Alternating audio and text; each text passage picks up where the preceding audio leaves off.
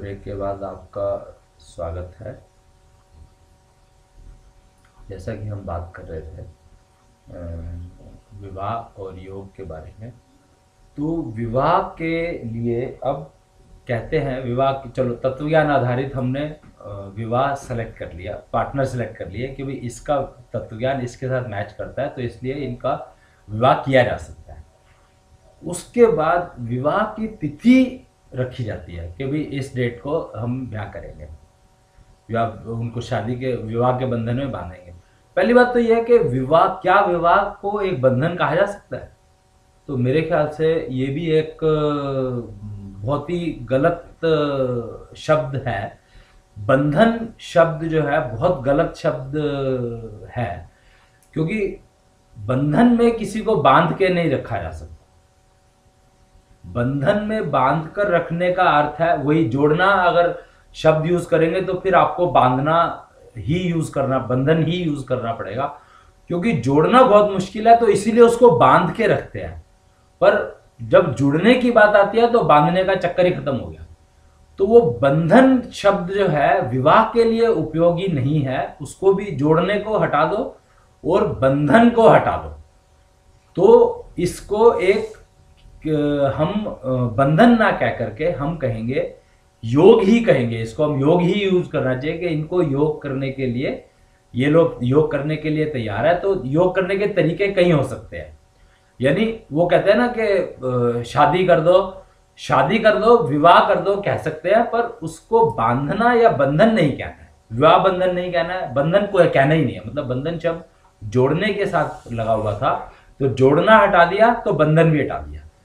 और कोई भी प्रोसेस यूज कर लो, कोई भी तरीका अपना सकते हो बंधन करने और विवाह करने के लिए, पर सबसे उपयुक्त बंधन जो है वो अगर हम अग्नि को यूज करें तो वो जो योग होगा वो परफेक्ट होगा।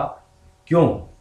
क्योंकि अग्नि जो है, आप अगर हम रियल लाइफ में देखें तो जुड़ने का मतलब है कि दो चीजों को पकड़ा, दो चीजों ने अपने आप को एक दूसरे के पास आ गए और यहां पर वेल्डिंग हो गई, वेल्डिंग कर दी। वेल्डिंग अग्नि तत्व के बिना हो नहीं सकती। मतलब इतना ऑब्वियस चीज है कि हम कोई भी चीज, दो चीजों को वेल्ड करना है तो वेल्डिंग जो है बिना अग्नि तत्व के हो नहीं सकती। तो यहां पर हम दो प्राणी भी आपस में एक दूसरे से जुड़ने की उसमें है, तो जुड़ेंगे तो अग्नि तत्व, अगर अग्नि का प्रयोग करके हम लोग जुड़ते हैं तो मेरे हिसाब से, मतलब हमारा जो गणित है, तत्वज्ञान का जो गणित है, वो ये कहता है कि अग्नि तत्व का उपयोग करो, और अग्नि तत्व का उपयोग करके अगर हम जुड़ते हैं एक दूसरे से, तो वो जुड़ना है वो लॉन्ग लास्टिंग होगा। यानी उसका जो क्या कहना चाहिए उसको, मुझे एक शब्द मेरे को कुछ समझ में नहीं आ रहा, वाक्य में ही कह सकता हूं कि वो जुड़ाव जो है पक्का होगा, परमानेंट होगा, एवर होगा। इसीलिए इस बात को आप समझें कि योग की जब हम बात करते हैं तो हमें वेल्डिंग की बात करनी है, जुड़ने की बात करनी है, और जुड़ने के लिए अग्नि तत्व का उपयोग सबसे सर्वाधिक उपयुक्त है। और इसको बहुत सुंदर नाम दिया गया है। अगर हम गुरु ग्रंथ साहब को देखें तो गुरु ग्रंथ साहब में इसको आनंद कारज कहा जाता है। यानी आनंद करने का, एक आनंद उत्सव मनाने का समय रहता है। ये विवाह का समय आनंद उत्सव मनाने का रहता है, और इसमें अगर आप अग्नि तत्व का उपयोग कर लें तो ये जो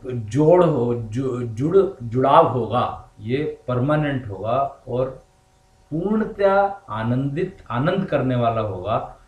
सिर्फ उनको नहीं जिनका जुड़ाव हो रहा है, बल्कि जितने भी उपस्थित लोग हैं, वहां पर जितने भी उपस्थित लोग हैं, वो किसी न किसी कारण से या किसी न किसी वजह से उन दोनों प्राणियों से आपस में कहीं ना कहीं जुड़े हुए हैं, इसीलिए वो वहां पर एकत्र हुए हैं। उनके विवाह को, तो सारे उसको कुटुंब कहते हैं, यानी पूरा कुटुंब वहां पर उपस्थित है। उस विवाह को, उस आनंद को, आनंद के समय को, आनंद के समय को अनुभव करने के लिए, आनंद अनुभव करने के लिए सभी के सभी उपस्थित है वहां पर। तो इसलिए आनंद कारज नाम ही हमें उसका इस्तेमाल करना चाहिए। विवाह में आनंद कारज, या विवाह का नाम विवाह का हटा करके उसको आनंद कारज ही कहो तो बढ़िया है कि आनंद कारज हो गया, और अग्नि तत्व का उपयोग उसमें कर लेंगे तो वो जुड़ाव परमानेंट होगा। उसमें जो भी कुछ ऐसी चीज थी जो दोनों को जुड़ने के लिए, जो कोई ऐसा एटमॉस्फेयर था, जो कुछ भी उनके बीच में कोई भी नेगेटिव फोर्स अगर होगी भी, तो अग्नि तत्व उस नेगेटिव फोर्स को जला करके अपने निकाल देगा वहां से, और प्योरिटी आ जाएगी वहां पर, और वो फिर जुड़ाव होगा जो वो एक मतलब परफेक्ट होगा। उन दो तत्व ज्ञानों का जुड़ाव ऐसा परफेक्ट हो जाएगा कि उसमें कॉम्प्रोमाइज फिर करने की जरूरत या आवश्यकता रहेगी ही नहीं। तो एक तो ये है कि हमें विवाह की तारीख, विवाह करने का एक प्रोसेस तो मैंने तकरीबन बता दिया कि अग्नि तत्व हो और आनंद कारज हो, उसको आनंद कारज कहा जाए और आनंद कारज की तरह से किया जाए। और गुरु ग्रंथ साहब में उसका तरीका भी दिया हुआ है, तो वो तरीका भी ठीक है। और बाकी जगह पर भी, बाकी और कोई भी अगर सिस्टम अवेलेबल है और वो अगर आपको ठीक लगते हैं तो वो ठीक है, उसमें हमें कोई वो नहीं है। पर जो बेस्ट हमें लगा, बाकी सारी प्रोसेसेस को स्टडी करने के बाद टेक्नोलॉजी के एंगल से जो हमें बेस्ट लगा, मैं वो बता रहा हूँ। और बाकी चीजें ठीक हो सकती है उसमें, मेरे को, क्योंकि मेरे को ज्यादा, मैं तो टेक्नोलॉजी के एंगल से देखता हूँ जो कुछ भी देखता हूँ, और उसमें जो कुछ जुड़नी चाहिए थी, जो जो जहाँ की चीज थी, वो मैंने पकड़ करके उसको लगा लिया साथ में, और उसको ही बताने की वो कर रहा हूँ, मैं कोशिश कर रहा हूँ। और टेक्नोलॉजी के एंगल से बता रहा हूँ तो टेक्नोलॉजी जो कहती है वो हर चीज को रीजन देख करके और कारण देख करके और फिर उसको बताती है, और उसके रिजल्ट्स भी फिर उस हिसाब से मिलते हैं, क्योंकि टेक्नोलॉजी ही हर चीज है। टेक्नोलॉजी के बिना कुछ चलता नहीं है, जीवन भी नहीं चल सकता। तो इसलिए टेक्नोलॉजी के ऊपर हमें पूरा विश्वास है। अब विवाह किस दिन होना चाहिए, तो तत्व ज्ञान की जब बात करते हैं हम, तो तत्व ज्ञान बताता है। ब्रेक लेते हैं, चलो काट लेंगे, तो अभी एक लेते हैं ब्रेक। तो वहीं से जोड़ दूंगा, ब्रेक लेते हाँ हाँ, दिन बाद में।